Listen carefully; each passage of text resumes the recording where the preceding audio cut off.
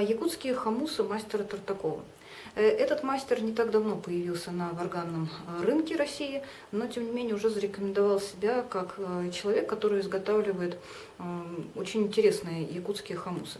Они отличаются тем, что у них практически полностью отсутствует характерный трескучий звук, который случается на большинстве якутских хомусов, и они обладают таким мягким, очень, я бы назвала, человеколюбивым звуком. На них приятно играть.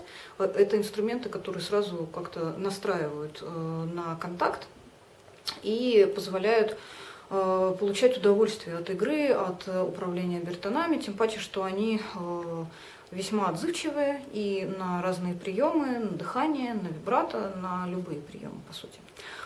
Что касается самого строения этого инструмента, вы видите, что это хомус классической якутской формы с плоским кольцом и четырехгранными деками. Размер и кольцо все тоже очень характерное якутское. Инструменты у Тартакова бывают в двух разных моделях. Вот этот классический без накладки, он продается в открытом деревянном чехле. И также есть другой инструмент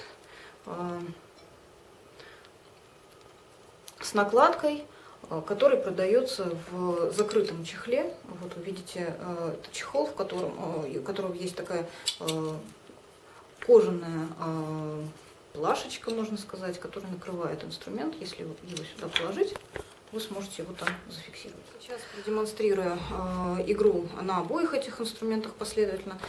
Звук у них отличается, но тем не менее вот именно характерная для мастера такая вкрадчивость, мягкость, можно сказать, звука, она присутствует на всех этих инструментах.